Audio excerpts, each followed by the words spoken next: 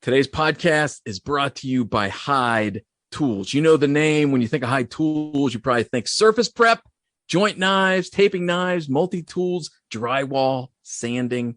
They've been making these tools since most of us were even born, but not longer than Emily's been around. Emily, when you think of Hyde Tools, what do you think of?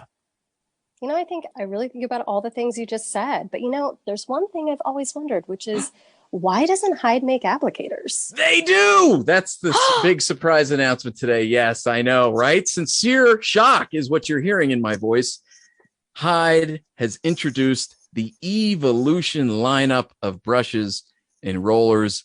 And of course, we know that Hyde works a ton with painting contractors. They work with their own pro club. They love feedback from contractors. Emily, what do you think? I keep asking you, Emily, because you represent the common man. No one is more common than Emily Howard. When Hyde asked contractors, what do they want in rollers? What do you think they said? If I were going to make a guess based on things that I've talked to contractors about, I think that they'd probably say that they want them to be lint-free. 2 for 2. Emily nailed it. The Evolution microfiber roller covers are guaranteed 100% lint-free, unlike the sweaters that Emily wears all the time. Emily, third question for you. What do you think contractors said when Hyde asked them, what do they want in a paintbrush? We have been talking in the magazine a lot about comfort, something that fits comfortably in your hands so that you're getting a little bit less fatigued throughout the day. Nailed it. Comfort, just like this radio read. That's what we've got. Comfort, the paintbrush handle that actually fits your hand comfortably. They designed a unique oval-shaped handle that nestles perfectly into your hand. So the brushes, they come in all sorts of sizes. The microfiber roller covers, they come in the regular 9-inch, mini, jumbo mini, all the different nap heights. These products are hot off the presses and are not yet available online. So keep an eye out at your favorite hardware or paint store. Just look for the Evolution on the package with the trusty Hyde logo next to it. Welcome to Paint Radio with your host, Emily Howard and Andrew Dwyer. The only place to hear the APC podcast is on Paint Radio, so you are darn happy and lucky to be right where you are. I'm Andrew. Emily is here, and today on the podcast, we're talking about culture. Not just because I'm probably the most cultured person you know, but because it's the cool, hip topic. It's awesome, I think. Some people probably don't like it, but I think most people like that company culture is getting as much attention as it is, because when done right, that's an awesome thing for the employer. When done right, it's a great thing for the employee. And we're all about great things for the employer and the employee here at APC. So, talking about culture, we've got two guests. I'm going to refer to them as the champions of chill, the heroes of happy. That's who we've got today. Josh Abramson, founder of allbright Painting in Los Angeles. Josh, thanks for being on the podcast. You're welcome, Andrew and Emily. Glad to be here.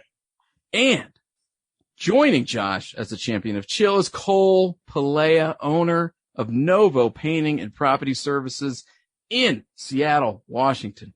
Cole, thank you for being on the podcast. Aloha. There you go. You can see it already. So there's good culture. There's bad culture. Let's start by just sort of introing the topic, defining the parameters. You don't have to give us details about your specific culture. And Josh, why don't we just start with you? If you could just tell us what you think of when you think of good culture. And again, it doesn't have to be specifics. It doesn't have to be specific to your company, but try to just give us an idea of distinguishing good culture from bad. Yeah, well, I think when you could define culture, you would see it in the people that you are working with and around, in how they conduct themselves and how eager they are to be at work and being with their coworkers. You would see it in their context, in their body language.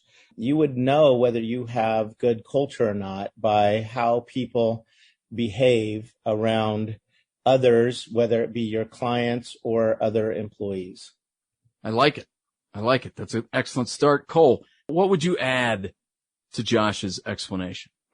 I completely agree with Josh. And just on a personal level, for me, it's just making sure that it's a genuine, authentic reflection of me in a way, right? Because I want it to be able to also be perpetuated beyond myself. And a lot of times that can be hard, but also just feeling the respect that we all have for each other in our own company, because when that exists, it's felt outside of our company. And that being consistent amongst everybody really tells me that our culture is on point or off point. I think consistency is an awesome point because we've got two people here that have incredible cultures. And Andrew, you did a really good job summing that up as like happiness and chill. Nice. But, I think a great thing that I've seen, at least in companies that I've seen with really strong cultures, is that the employees have a sense of expectation as well. And that they don't come into work every day with fire alarms going off right and left, and they don't know what's expected of them. And they solve a problem one way, one day, and it's applauded, and they solve that problem the same way the next day, and it's reprimanded. And I think that's an excellent point just about consistency, that you see everybody pulling the cart in the same direction. And it's something that I have seen really shine in both of these companies. So Josh, we can start with you again. Has culture always been kind of a center point of things that you worked on? And if so, why was it a priority for you?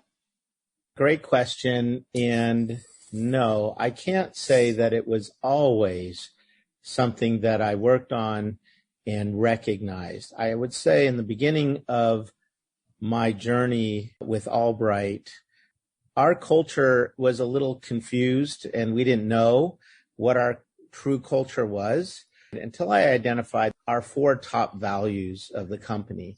And like what Cole said, it's got to be real and it's got to be authentic. And when I authentically identified what those values are, is when our culture really started to flourish, because we believed in those values and it was a true belief. It wasn't just, let's just put down some things that we think we should be. It was things that we really were committed to being.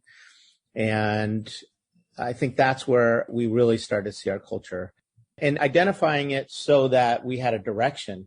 Prior to it, we didn't have any direction. I always knew growing up in the business that I didn't want to work for anybody. I wanted to be my own boss. I knew that. And my reasonings for being a boss were different from others. I didn't want to be a boss to somebody else, even in my business. And you'll hear me, if you were ever to come into our business, you would hear somebody say, hey, that's my boss, and I'll say, no. If they didn't know, I like to be referred to as coach. And that's the differentiator for me when it comes to, do I see myself as somebody's boss or do I see myself as somebody's coach? Because I think when you realize that you get people to identify where they want to go and you help them get there, becomes a really good culture. That is an outstanding point. And I noticed that you said when we came up with our top values that we all believed in. You didn't say I came up with values and I told them what those values were going to be. Mm-hmm. And they were expected to carry those same values. There is very much like a sense of collaboration, I think, there. Cole, how about you? Has culture always been a center point for you? Yes, and I think I owe that to Josh, actually, because I first met Josh before I worked at Novo, and Josh and allbright has always had this strong sense of their brand and their identity in my eyes, right? So actually, I was a little surprised to hear Josh's answer to that, because it actually, he serves as a great symbol and a great goal for, I think, a lot of companies out there.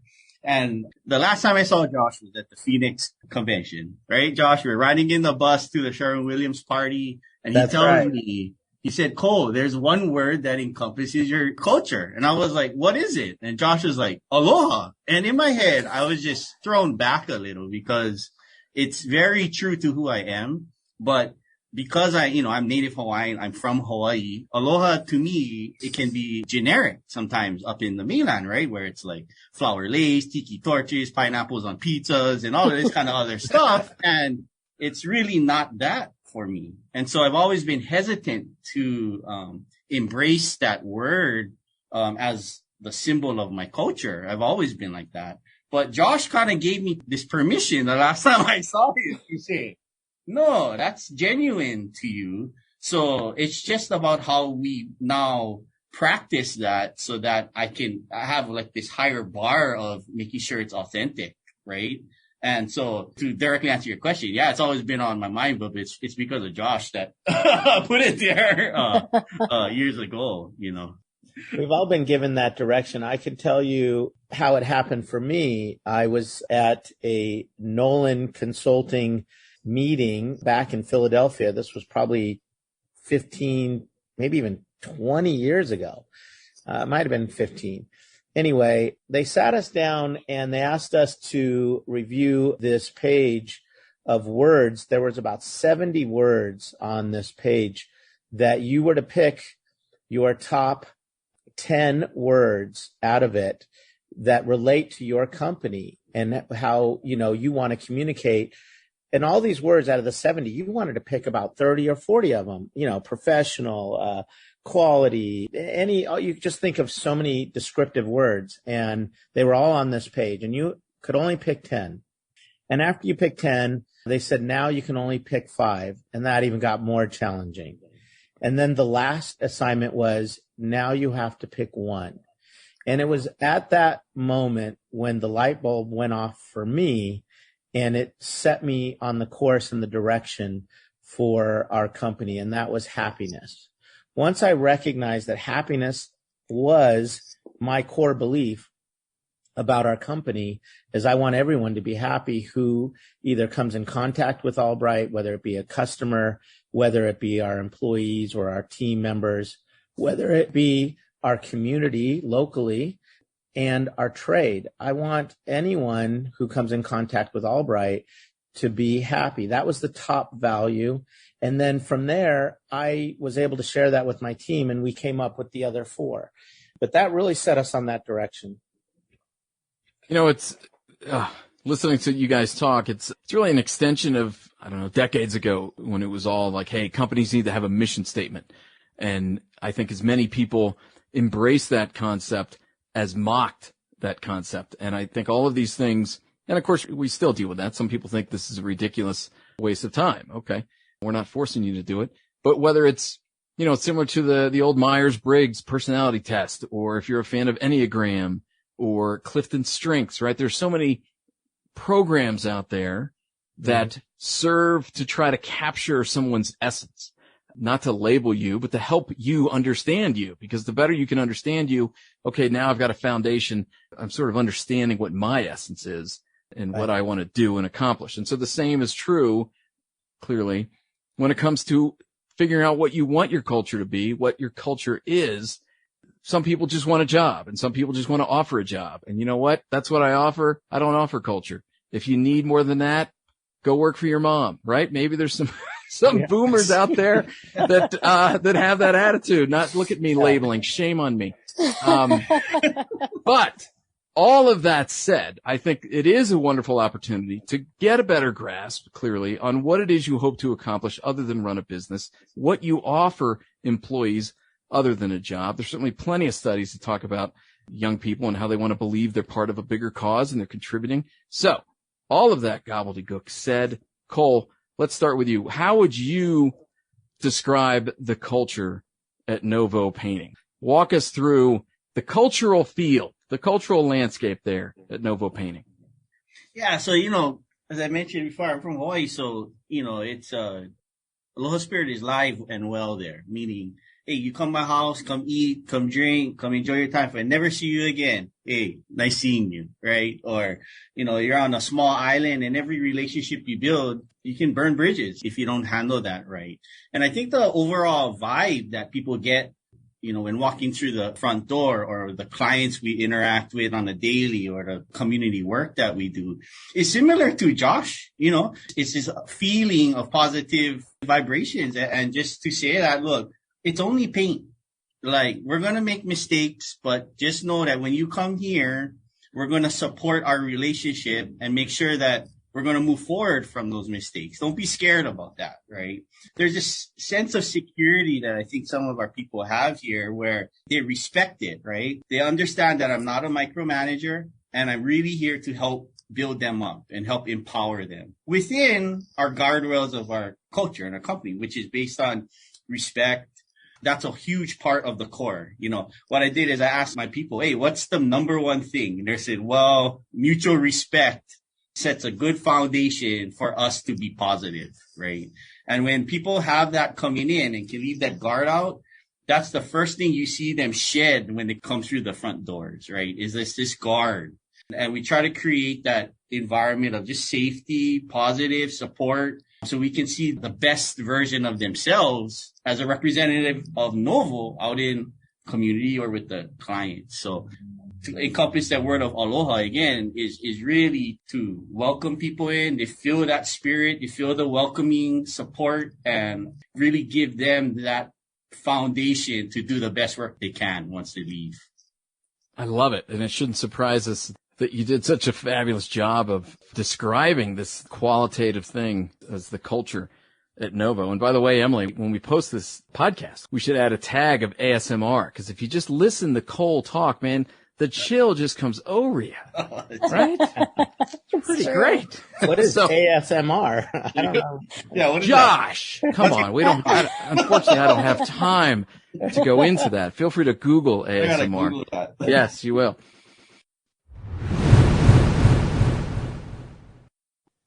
Today's podcast is brought to you by Frog Tape. To get the job done right the first time, trust Frog Tape Pro Grade Painter's Tape, the only blue tape good enough to be Frog Tape. Treated with paint block technology, this blue painter's tape prevents paint bleed, removes cleanly from most surfaces for up to 14 days, and delivers the sharp paint line performance you expect from the Frog Tape brand. Frog Tape Pro Grade combines the sharp paint lines of paint block technology with the value of a traditional blue painter's tape. Available exclusively in a contractor multi-pack to deliver at a project-friendly price. Cha-ching. To learn more about the brand rated #1 by pros for sharp paint lines, check out frogtape.com/contractors. Today's podcast is brought to you by Behr Ultra Scuff Defense. This interior extra durable flat paint sets a new standard for flat paint durability. Scuff Defense is a 100% acrylic paint and primer with stain blocking formula featuring breakthrough innovation to deliver a rich, flat finish that is truly durable enough for high trafficked areas. It provides advanced scuff and mar resistance, exceptional burnish resistance, easy stain removal, antimicrobial mildew resistance, and hides in fewer coats. Scuff Defense is interior paint that's too tough to scuff. Too tough to scuff. It's available in flat, eggshell, satin, and semi-gloss finishes. For more information, visit behrpro.com/scuff defense. Behr Ultra Scuff Defense is exclusively available at the Home Depot. And you can contact a Behr Pro representative by visiting behr.com/rep.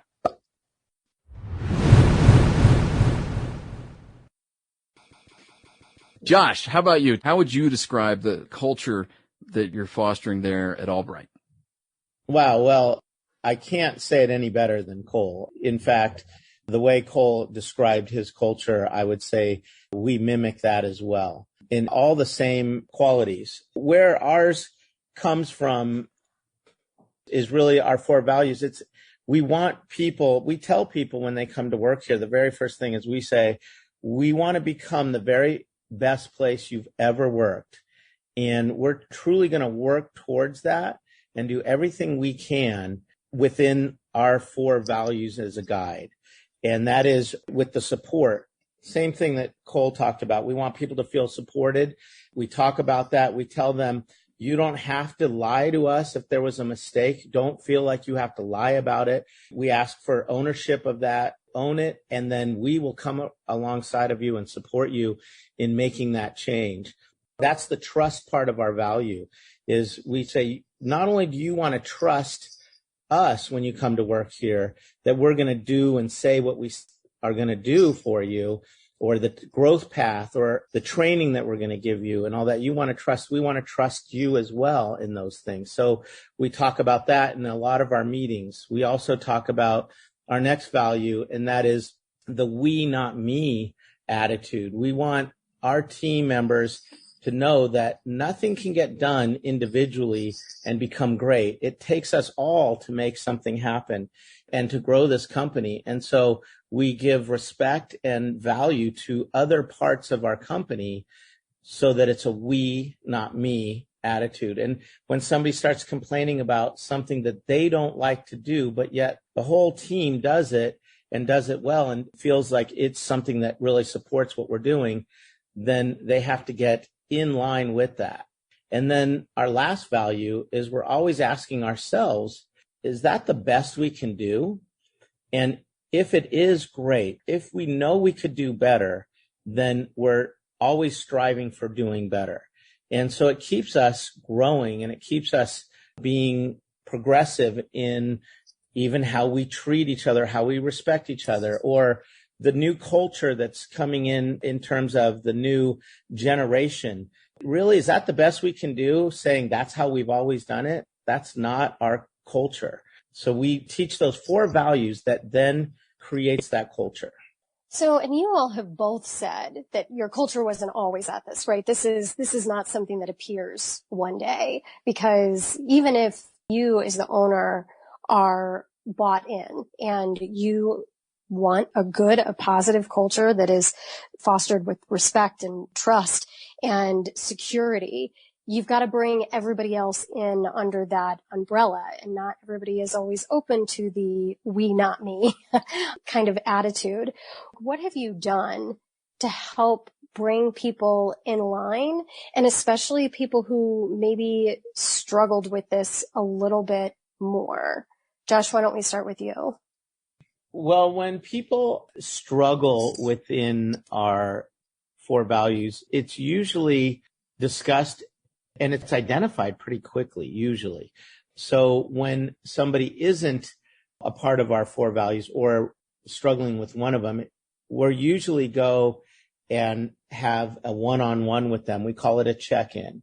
And we check in, and the first thing we ask them, are you happy? And what can we do if you're not? And we discuss it one-on-one.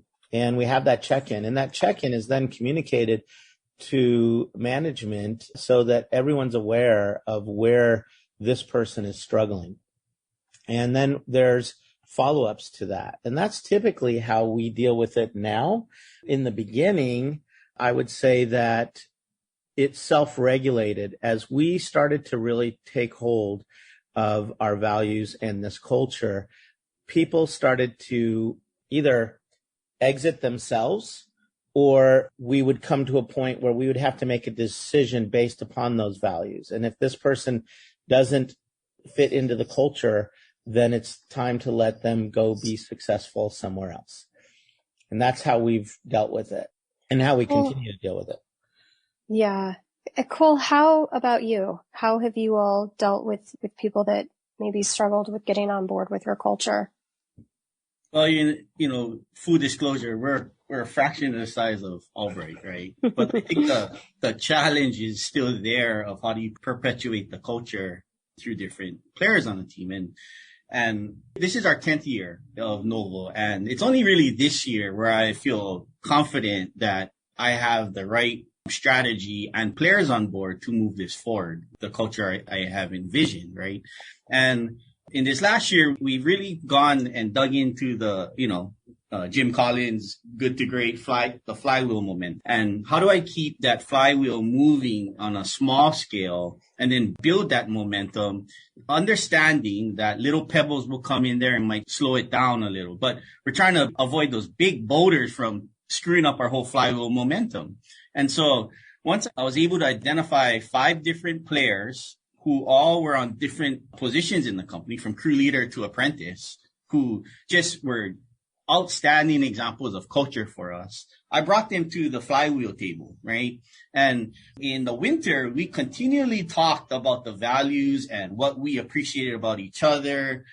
We did it was called the win-loss, where we'd share each other's wins and losses. Then it turned into, let's just talk about our losses and celebrate our losses, right? And once we did that, the ego flew out of the room. We all came to celebrate every time we failed. And that spirit of that flywheel kept getting stronger. And so as that flywheel's gotten stronger, I've involved them into how I hire new people. I ask them to call new candidates and check in and see what they feel like. I assign them as mentors to new ones coming in, and I try to partner apprentice mentors with craftsmen mentees. And the dynamic is great because it throws curveballs to these people where they're like, wait, that person has less experience to me. How are they my mentor? I'm like, well, here, it's about you have to really be a good fit for our culture, and you're going to come in 50% understanding what it is, but you're going to learn the rest of it. You just have to be okay that what you've learned, that what it takes to survive out there is different than what it takes to survive in here. And they're here to help you. Right. And so once we kind of establish those relationships and set the platform and give people an expectation of, hey, your first day is not going to be your best day. It's going to be your worst day here. And we're only going to get better from there. It opens their minds up that there's this constant evolution, that they're going to learn the culture as we move forward. But hold on, hang on there. You're going to go for a ride. And as we prepare them mentally, it's helped to keep our flywheel from having big rocks into those flywheel that stops the momentum. Now it's little pebbles. We can coach the pebbles out, or we can coach them along to keep that momentum moving. And we just try to remember that, keep the momentum moving. I would just add to that with Cole's flywheel, a big rock would be a subculture that starts to happen. Yeah. And that's a big rock that comes into a flywheel that would stop it. And that's what you want to be aware of. And you want to let people know that subcultures are not tolerated within our culture.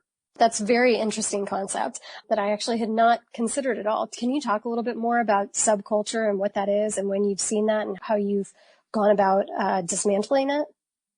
So subcultures can happen when the culture, either if you have somebody maybe in management or in some sort of leadership position who, let's say, decides they are not really agreeing with part of the culture or the way that we do things and want to do it their way, and start socializing that idea with the people they work with.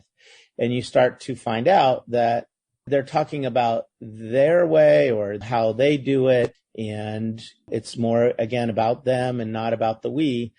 And once you recognize that and you start seeing that happen, you'll start to see distance happening within your bigger culture. You'll see that they're not participating in the same type of events and things that you're having.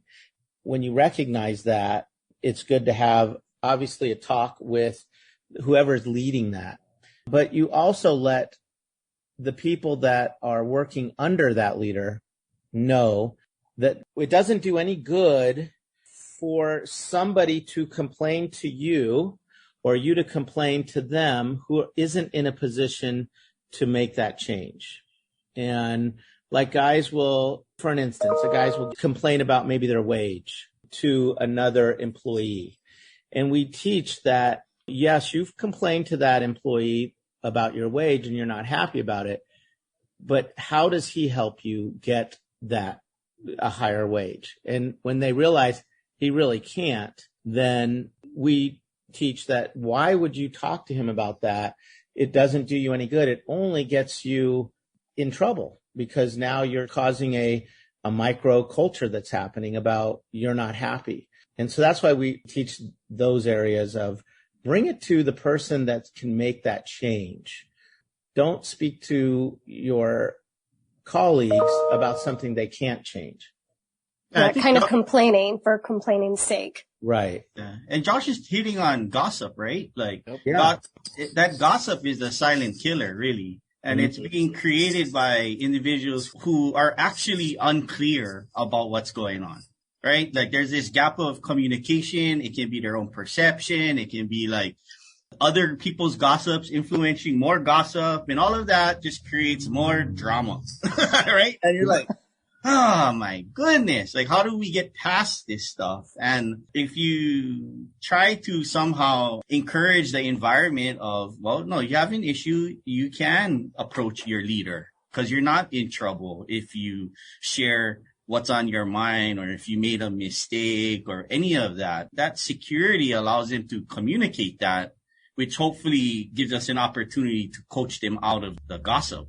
The gossip, what somebody said, is like when people who are talking to other people who can't do anything about it. That's exactly what Josh Right. is hit on right there, you know. And I think that's the silent killer that sometimes takes the wind out of our business owner sales. Because you're like, man, can't we just get work done and enjoy it at the same time? No, you can't.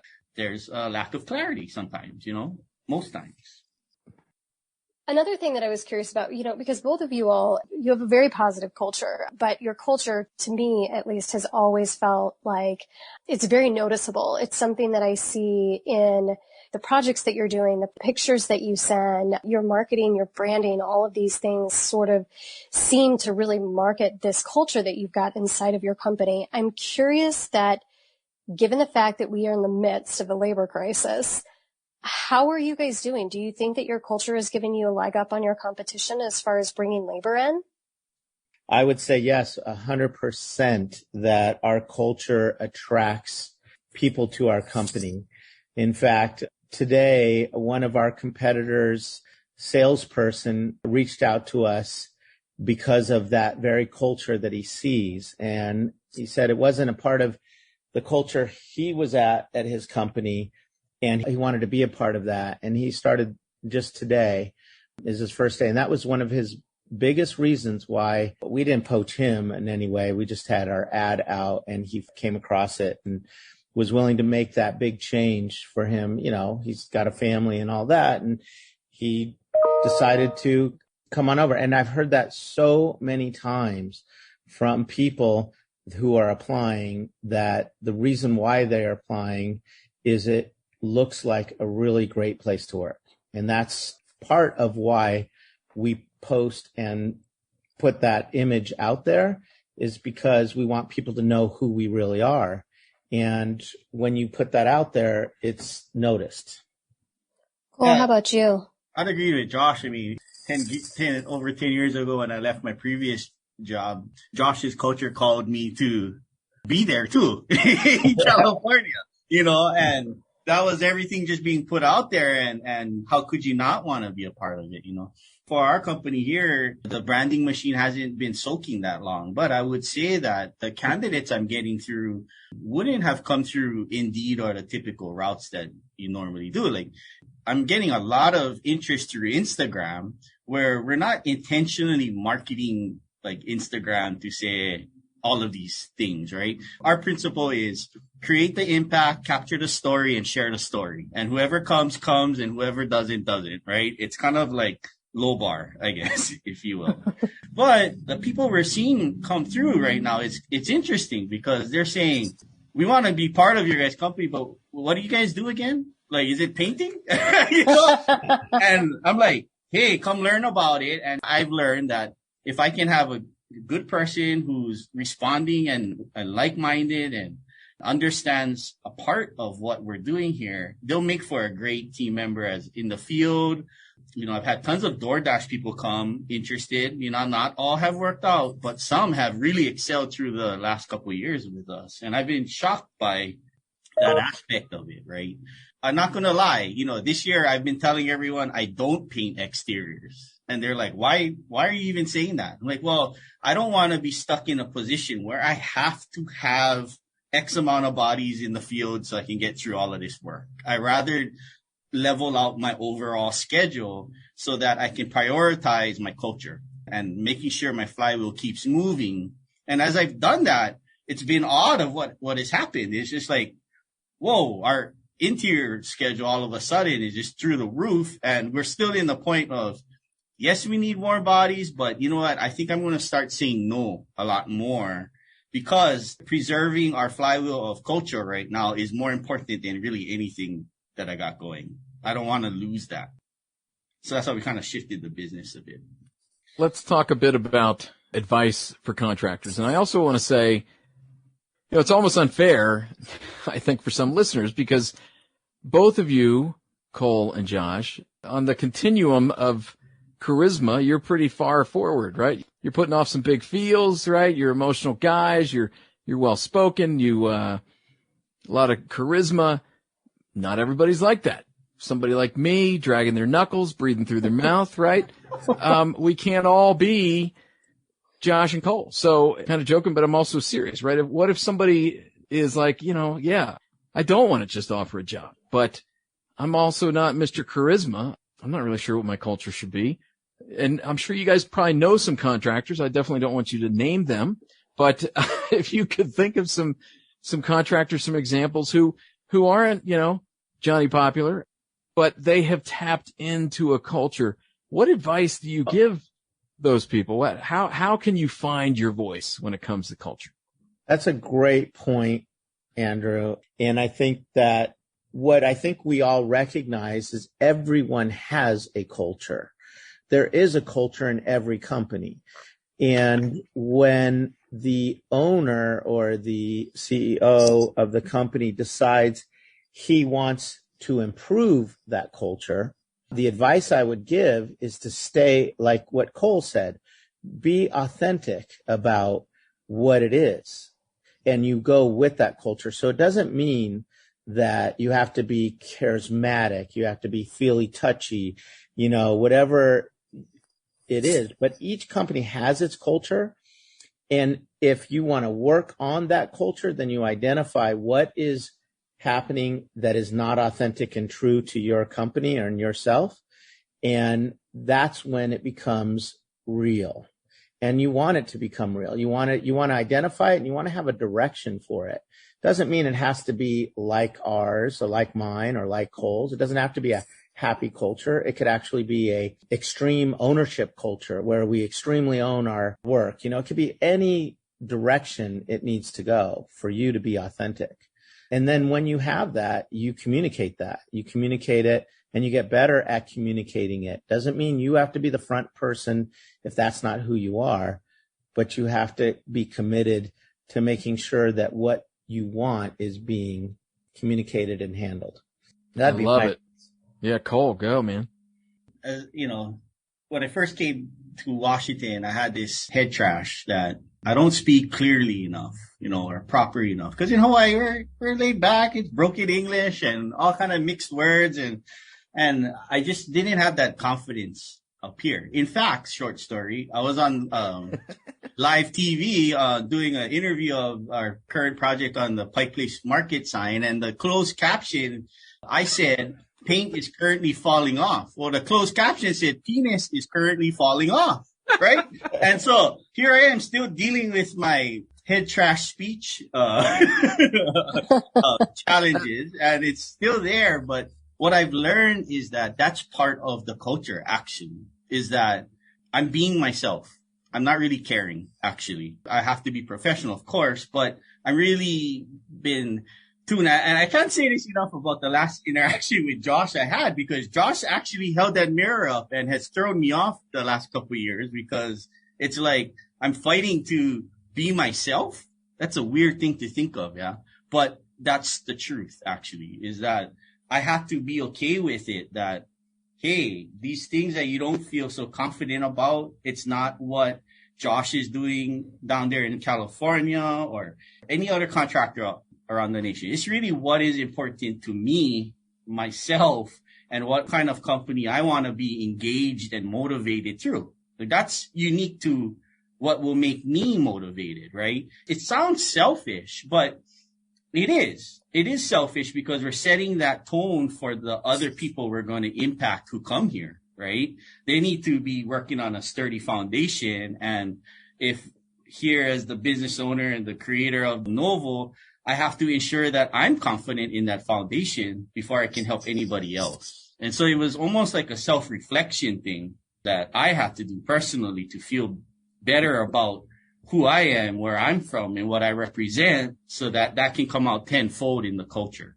Well said, Cole. And I would also say that it can be collaborative with your team. If you have a team of people that you rely on and ask for their input into your culture, the only thing that we're talking about, I think Cole and I are speaking on, is the authenticity of it all. Because if you don't have it, you can't give it. So if it's not real to you, you're really never going to promote a culture that isn't real to you.